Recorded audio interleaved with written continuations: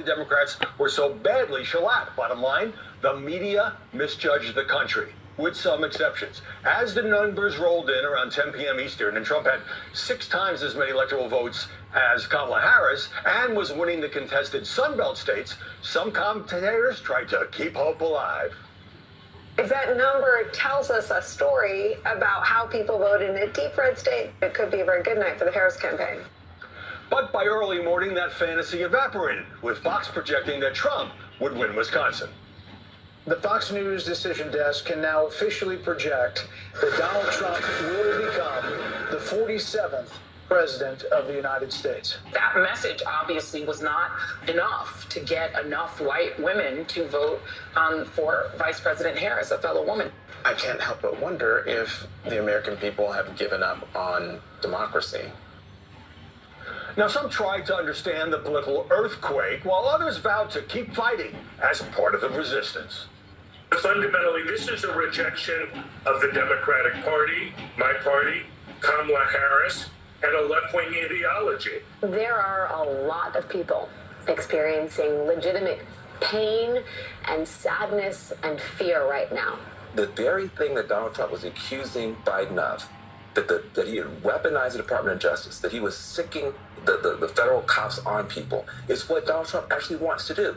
He's now the president. I'm still not going to say his name.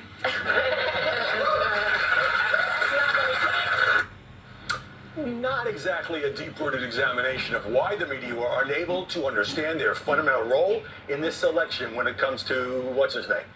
Oh, and the Huffington Post screaming headline, "The Nightmare Returns." I'm Howard Kurtz, and this is Media Buzz.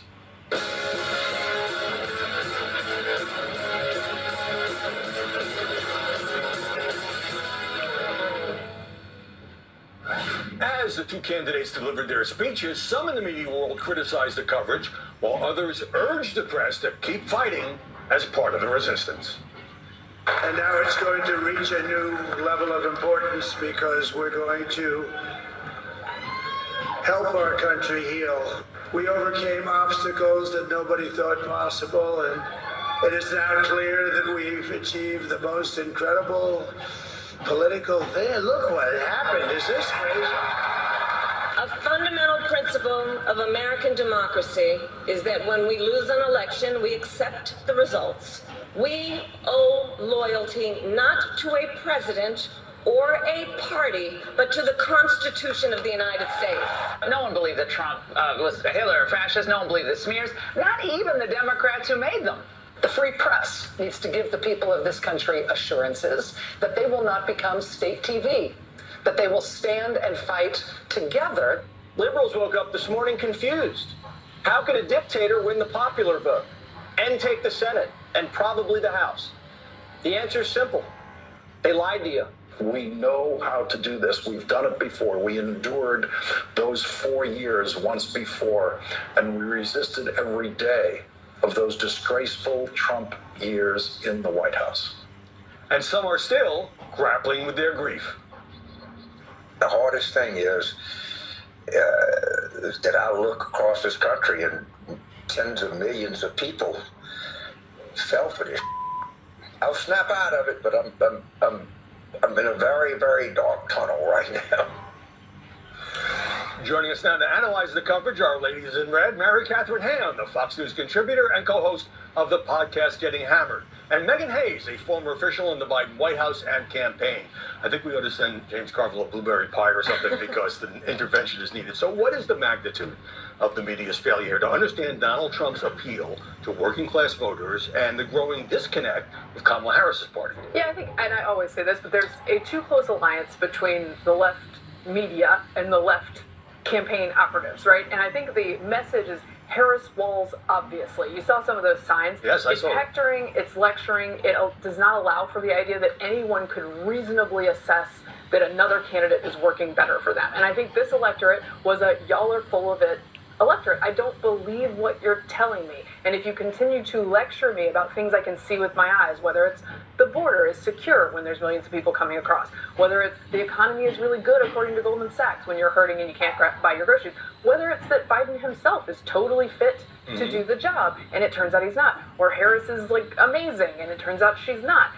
these things people see with their eyes, and when they're told that they're hateful for having concerns about what's in front of their eyes, that makes them angry, and I think it makes them willing to go the other way. By the way, these are the people who called the campaign flawless. Alex Wagner, Sonny Hostin, Joy Reid. Women. Trump campaign resented the assumption that almost all of them would vote for Kamala Harris. And that didn't happen. I mean, she won by 7 percentage points, which isn't much when you consider the gender gap among men. Yeah, I think too many, again, in media and in left-wing sort of consultant class, talk only to each other, and I exclude my friend at the table here who is happy to sit down and talk with others. If you don't just talk to each other and like very rich liberal friends, you would see, as I did, that it looked to me like the shy Trump voter was going to be a suburban woman voter, educated, who maybe hadn't voted for Trump in the past. And it was because abortion and Liz Cheney was not enough for them. It wasn't enough of a play. There are other things they were concerned about. Nobody shy at this table. Megan, what do you see as the media's malpractice here, if you do, and Kamala Harris getting overwhelmingly favorable coverage, and in the end, it didn't help? So I think that there's a couple things here. I don't think that people are necessarily getting their news anymore from mainstream media. I think they're getting it from podcasts. So I think that we are talking to ourselves. We are talking to an echo chamber. People who are lean left and liberal, tune into MS. People who lean right, tune into Fox. So we're not doing a service to people to give people dissenting opinions on these different stations. So I think that's part of the problem.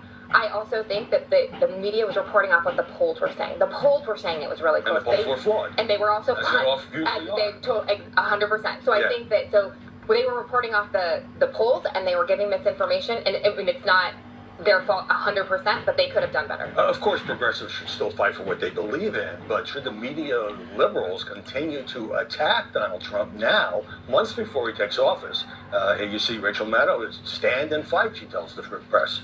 So I think there's a difference of criticizing Trump and criticizing and continuing to fight. I think that the Democrats need to take a hard look at themselves and look that the electorate is more moderate, and they need to move more moderate if they want to win elections in the future. That is different than fighting Donald Trump's policies, which he has not done yet.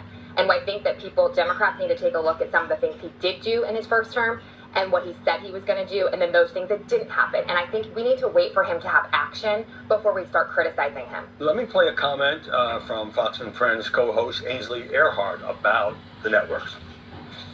Think about all the channels, ABC, NBC, CBS, MSNBC, CNN, all pro-Kamala.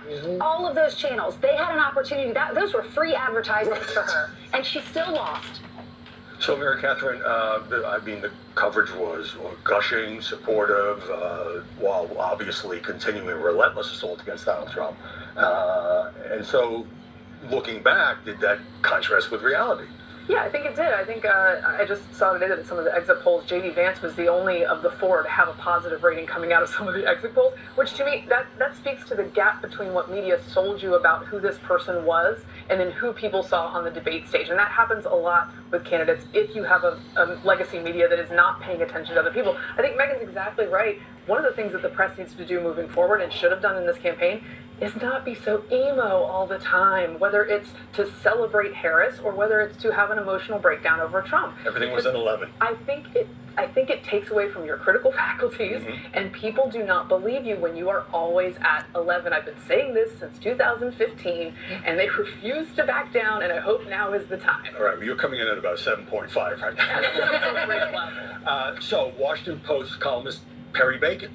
Trump will probably be even more extreme, radical, and cruel. We need another resistance to take him on, and he specifically includes journalists. So when we talk about the Democratic elite,